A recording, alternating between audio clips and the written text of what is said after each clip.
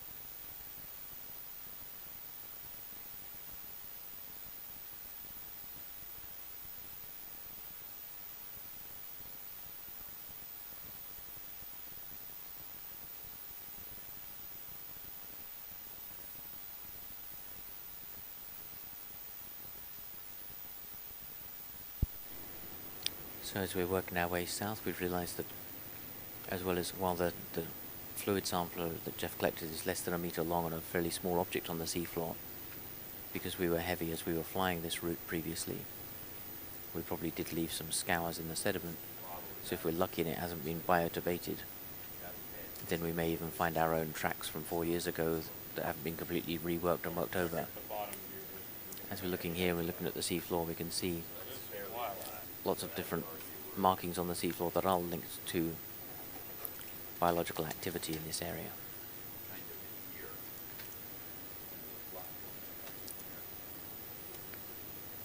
But we know the seafloor gets worked over about once every 100 years or so through bioturbation, the top 10 centimeters or so.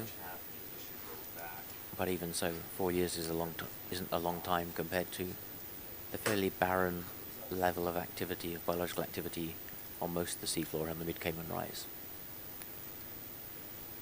We know the waters on the surface are extremely clear, and a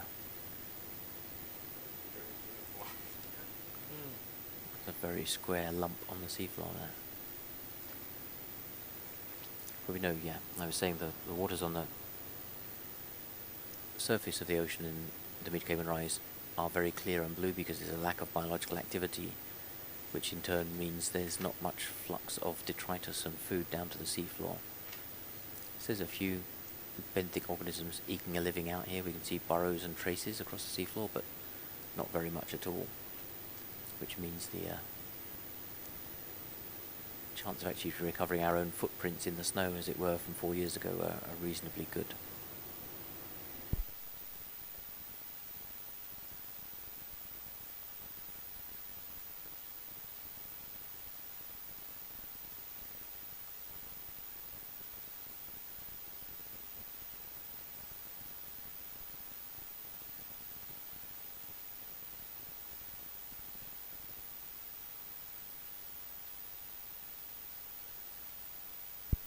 I'll tell everybody about that.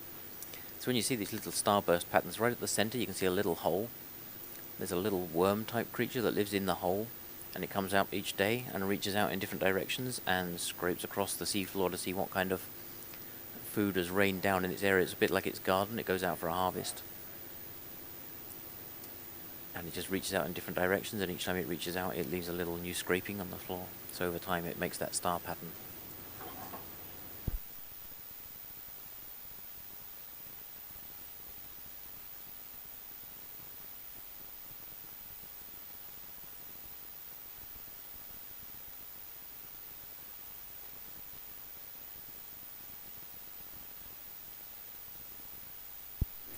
We're coming into more rock fragments here. On top of the sediments, it's not quite as thickly sedimented. This is potentially getting more like the terrain we were looking for.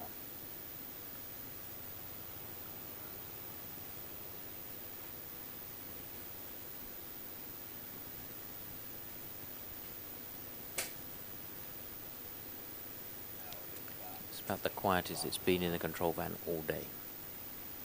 Plenty of concentration. But no tweeting, I'm afraid. We lost Julie. Oh, you're not straight south. I've just been following the contour of the wall, so.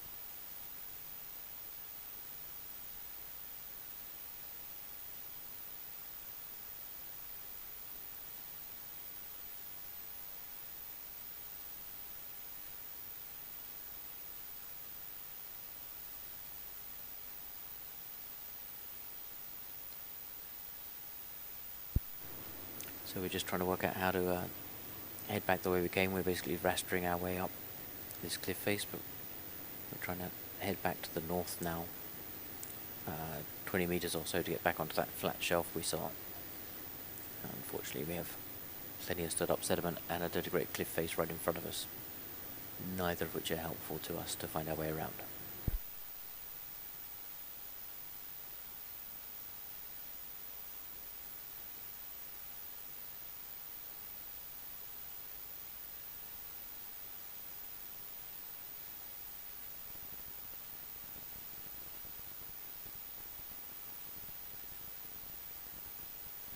Just biology, I'm afraid.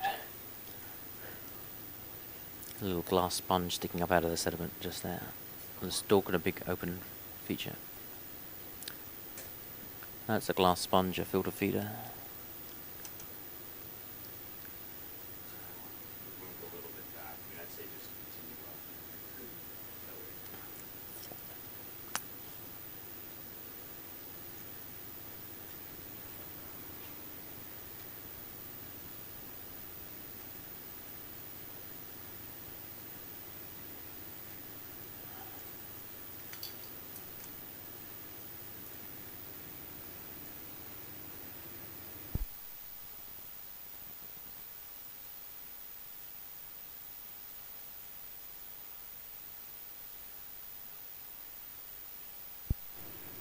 Those of you watching at home, I'm afraid it's a very foggy day on the seafloor in Mid-Cayman Rise. We're coming in for landing under low cloud cover.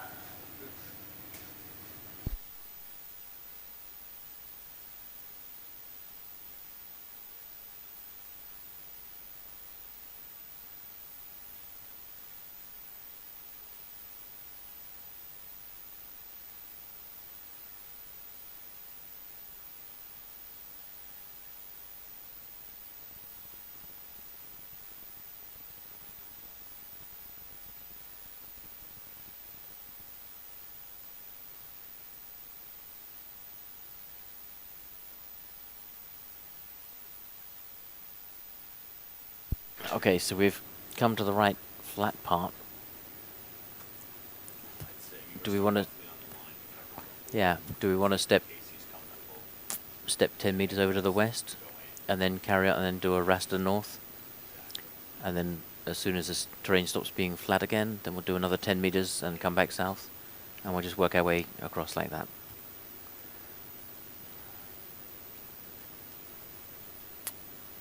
That looks like terrain you could do business with. So do you want to turn to the west then, James? And go that way?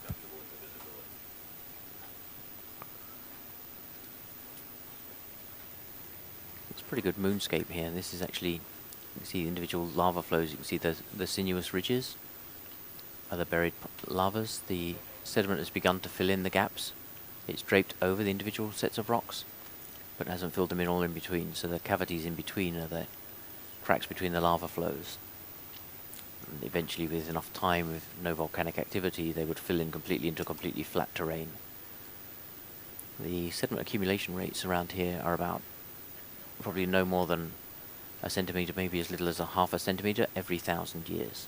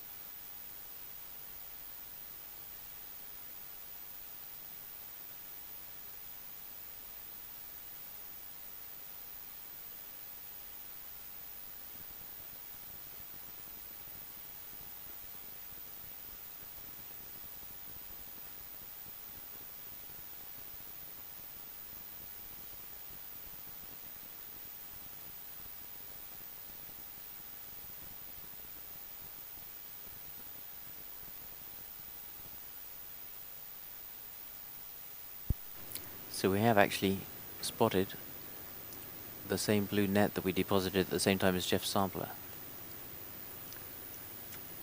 Debated whether or not to throw it over because it wasn't much weight. Oh, that's it.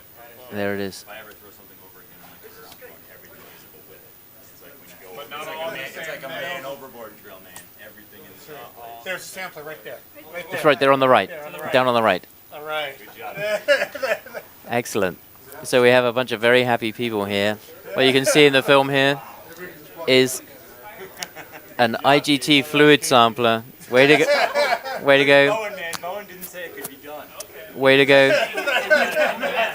This is Where is he? Bring him in, bring Andy in. a red letter day for navigation and perseverance. Basket next. Casey, you gotta wait a minute. First, we gotta find out just how much he's willing to pay for it. He wouldn't shave his So head. I'm here 1,000. Whatever you want. So we've done the impossible thing, and navigation has brought us right back to both the blue net and Jeff's fluid sampler. 3 days. Do we have something? Where is it from?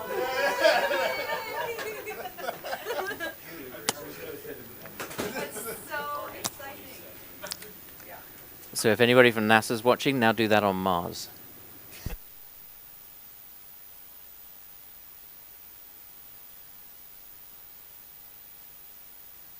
And we have somebody from NASA watching, and he's ready to rise to the challenge. All he needs now is a little bit of extra funding.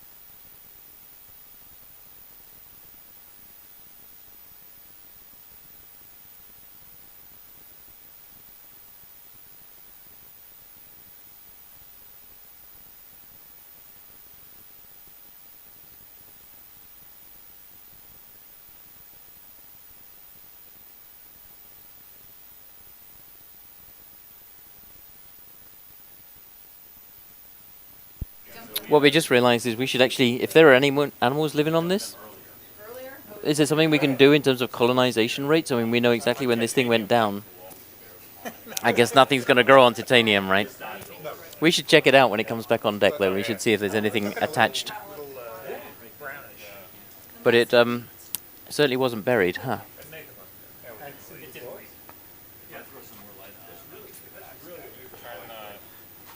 Whatever the farthest starboard tower forward or something. Oh, no, none of the brows.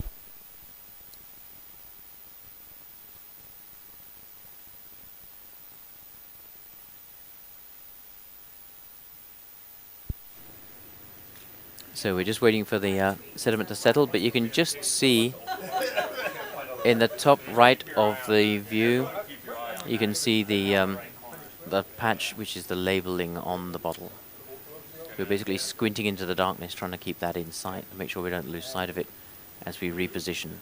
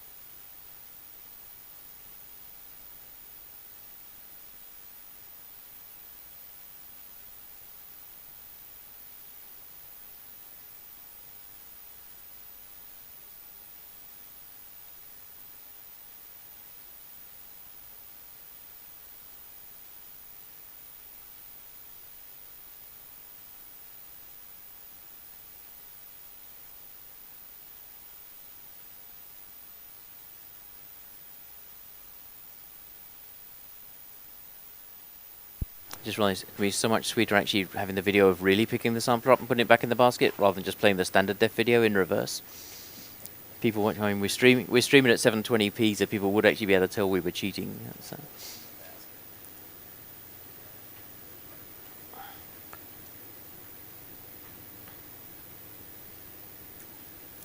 It was bottle 6 it was with as well. Do you know what's really cute?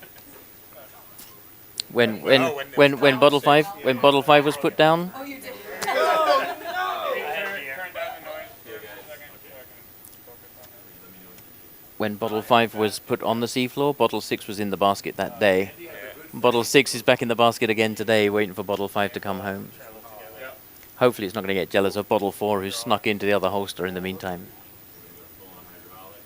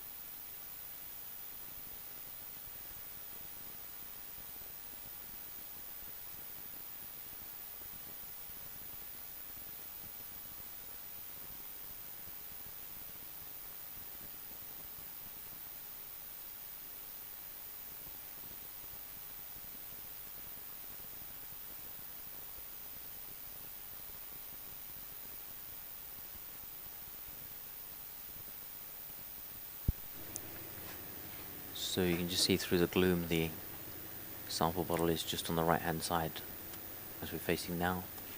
We have both our pilots, Chris and Casey, working in tandem, Chris driving the vehicle and Casey driving the manipulator.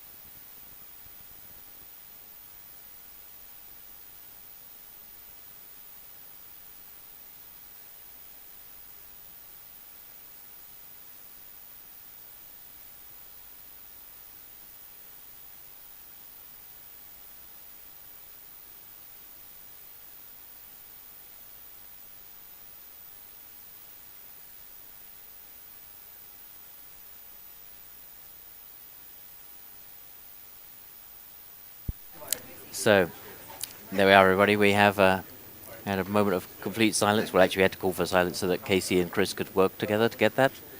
We have that bottle back in the vehicle. We now, of course, have just made ourselves much heavier, but we actually have some surplus weights we brought with us today in anticipation of success of this operation.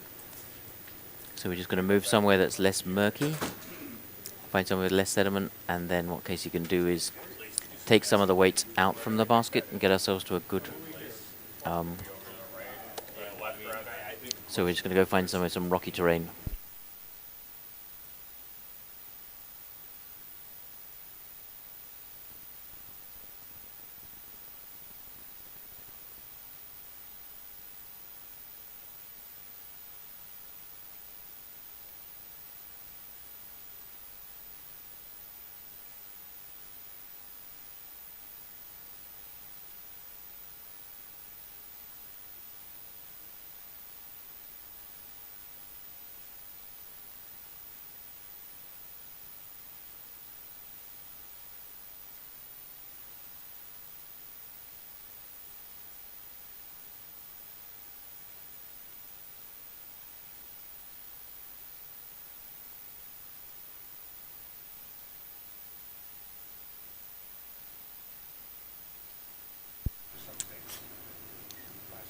Yeah, I don't need much. I just No.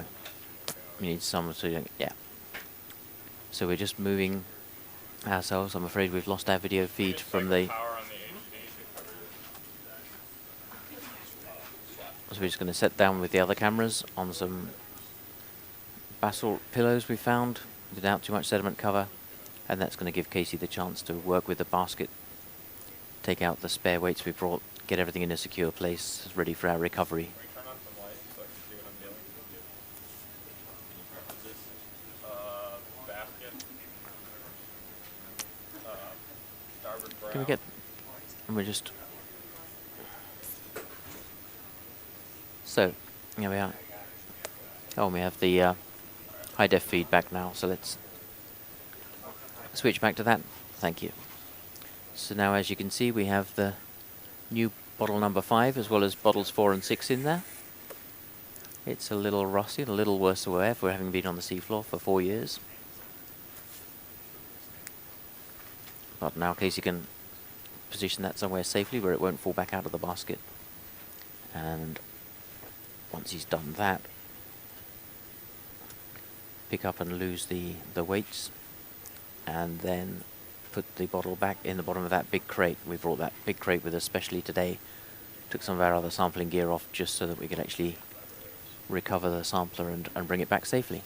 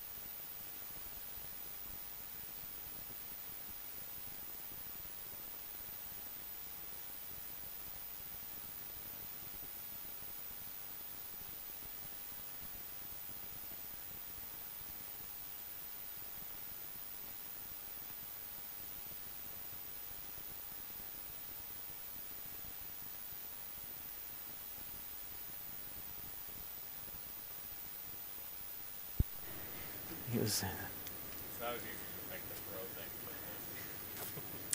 a little flick of the wrist there to actually get that weight out of the side of the basket. Where is the...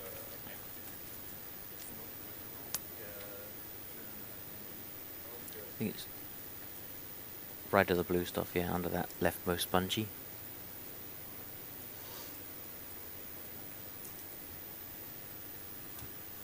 With these 10-pound weights, Casey? Yep. So that's the plan now. We picked up the sampler of Jeff's, which weighs about 18 pounds. and so now we need to deposit 2 lots of 10-pound weight, and that'll counterbalance the extra weight we just took on board by picking those samples up, or the sampler up. Oh, I see.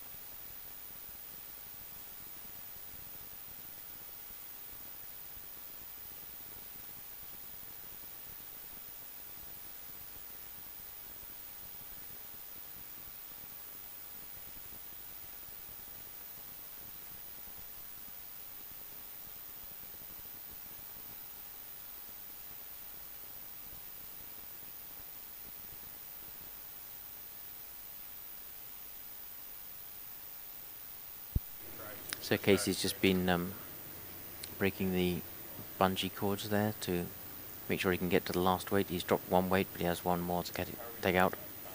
We're good. We're perfect.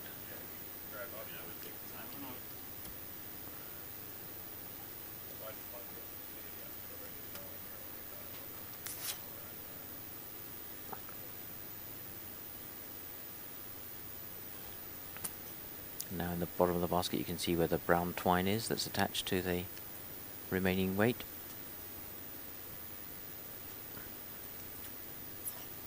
In case he'll use his claw to reach in there and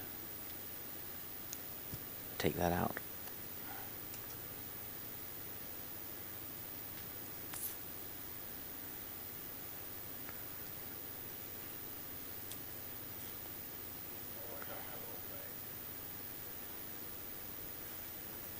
And there we go, the weight's away. We should now be in good shape to be able to get back. So you're going to settle up on the seafloor, Casey, and just check that other IGT safely in there. I think it's pretty secure in the bottom of the crate, isn't it? Oh, sorry, in the bottom of it.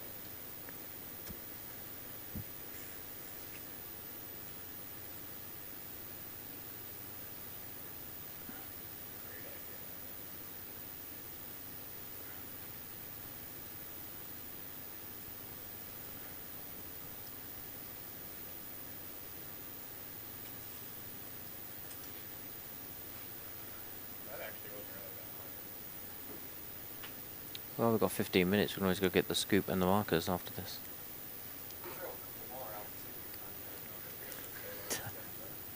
Now that is being silly.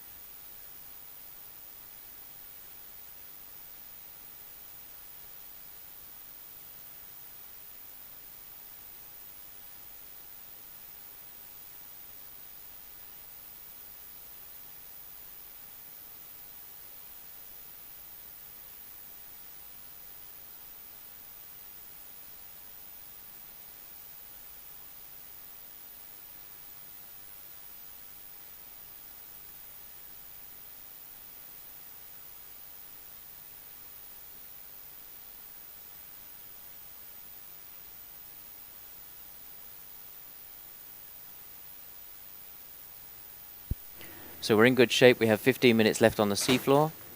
We basically have already had a successful dive with what we've done already. But with the time available, Max was interested in trying to find some fresh basalt glass. We couldn't actually pick any up if we wanted to, but we can at least see if we know where it is and be able to come back to it, because we know it only takes 15 minutes to get here from the Black Smoker site. Now we know what full ramming speed is with Nereus when we put all the put the pedal to the metal. See how fast it could go as an ROV. So we which way would you like to go, Max? We can basically just work our way north, facing into the cliff face.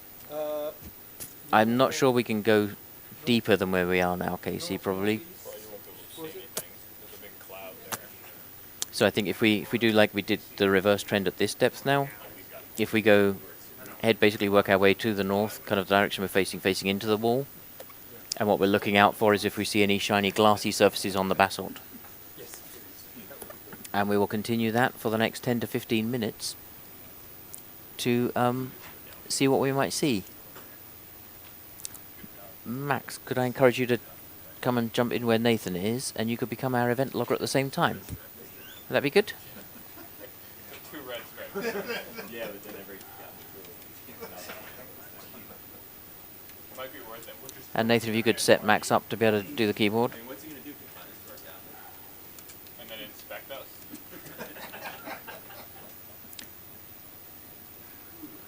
All right. So- Actually, you know what? Before we do this, I would like to do a Yeah, that was the idea, is give Max that capability, and then anything we see, Max, How awful you can, would it be?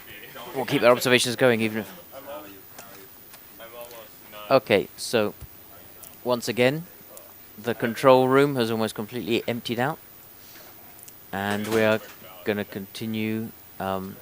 Casey's just completing a ballast check, and then we're going to start a geological survey, working our way back to the north. When we were actually bumping along on the seafloor in 2009, Max noticed what he thought were some very unusually glassy fresh basalts in amongst the lava flows we've been looking at. We know we saw them immediately before we dropped that bottle, and as soon as we dropped that bottle in 2009, we came straight up. So we know that that target must be north of us, not south of us. So we're basically going to retrace our steps, heading back along the rock face, and see how far we get in the 10 minutes or so that remain available to us.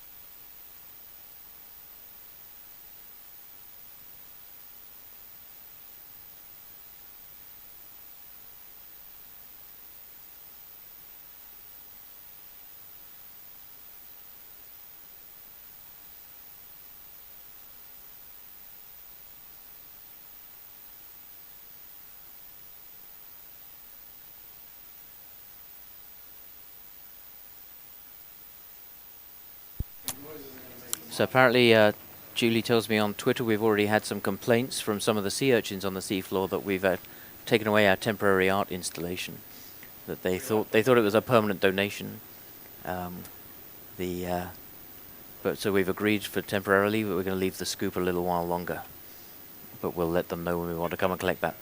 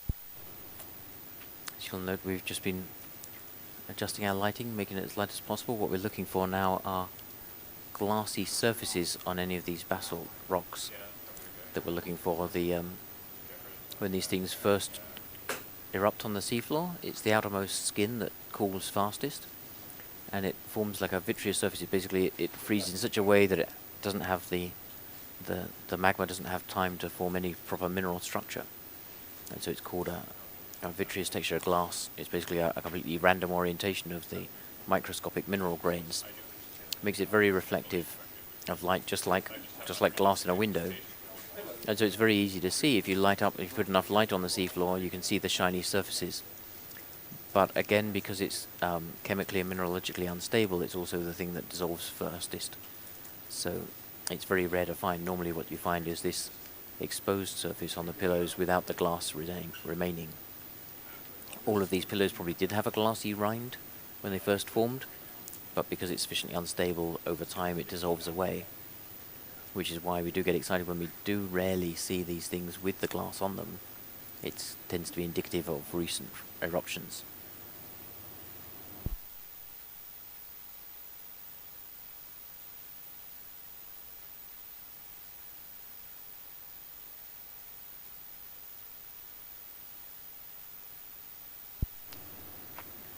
The other thing you can see as you're looking in, for example, there's a fragment.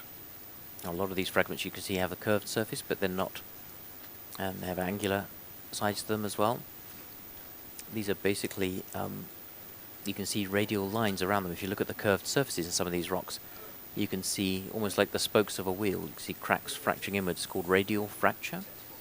And it's basically because these things they freeze around the outside, the inside remains liquid for quite a while and then cools more slowly.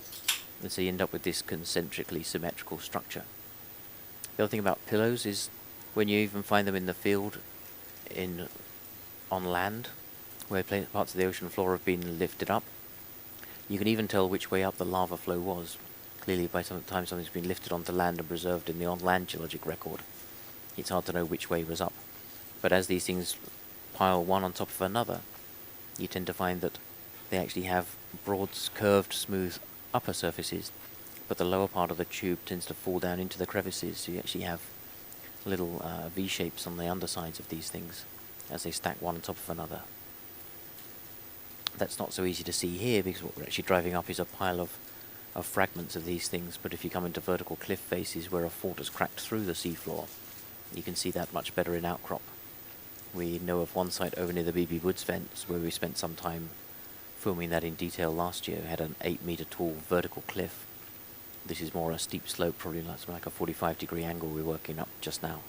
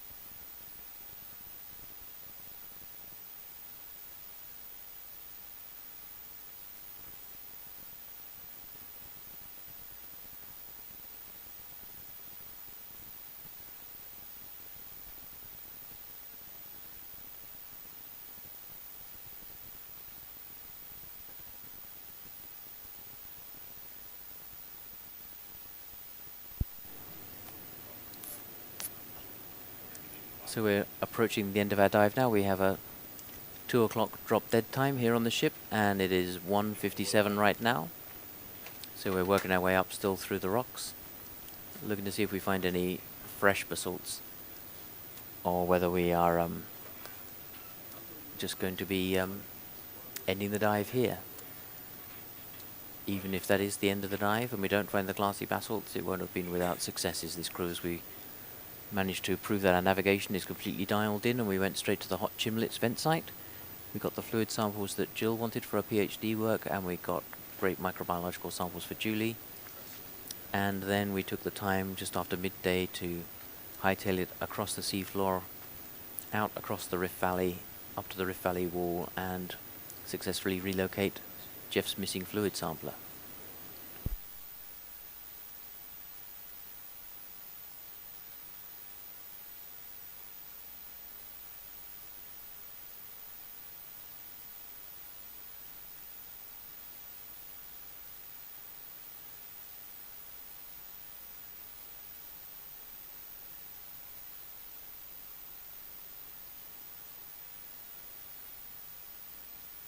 You can see here we're actually coming into left in the, yep, we're into, can we look a little to our left please, Casey, when you get a chance? You can see the change here. We've gone from fragments of pillows into coherent lava flows. I think that's just the sediment reflecting the light, I'm afraid. This nose protruding. That's the trouble, is that a little light sediment dusting can catch the light just the way the glassy basalt would as well.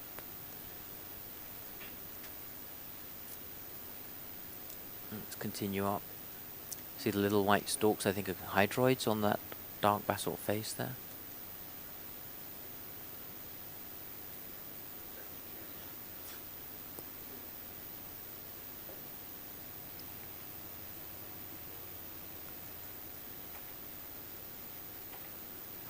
But now into tongues of lava. There's a setting just like this is where we found the Drachenschlunt vent site on the Mid-Atlantic Ridge with the ABUV in 2006. And it was somewhere that looked completely unpromising off the axis. Oh, and then there's a little silica sponge. You can see this thing looks like a bit of hose sticking up from the seafloor. It's basically a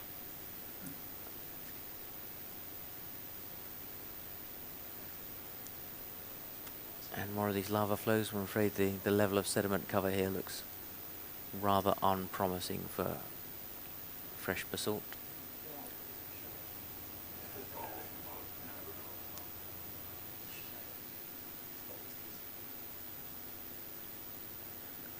And I'm afraid that's pretty much our time up. It's 1800 UTC, 1400 here aboard ship. So time to punch out and head for the surface, please, Casey.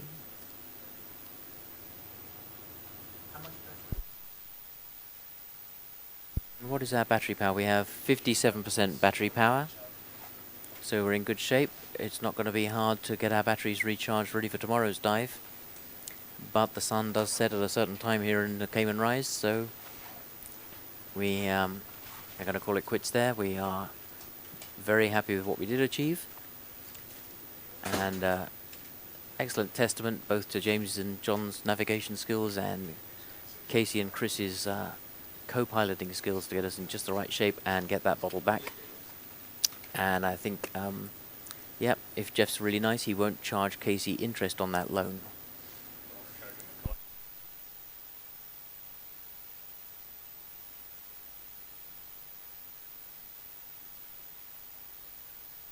So that's it. We are leaving the seafloor for today.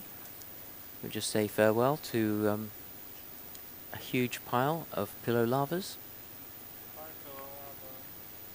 And tomorrow we'll be returning to the Von Dam vent site, so make the most of these pillow lavas because you won't be able to see any basalt for the next 2 days. Our next 2 dives will be at the Von Dam site. Hopefully we can have longer time on the bottom for shorter descent and ascent times. And we will be starting tomorrow by looking at tube worms, something we haven't had the chance to show you yet on this cruise. We have a pair of dives coming up at the Von Dam vent site tomorrow and the next day. Tomorrow we'll be back doing a lot of biological and microbiological sampling, but you can be pretty sure Jeff will have a couple of fluid bottles in the basket as well. And so, thank you for joining us in our research expedition today. We have at least 4 more dives and possibly 5 still to go before the end of the expedition. 2 at Von Dam in the next 2 days, then 2 more back at the Piccard hydrothermal field, and then potentially one last one on our last day on next Sunday.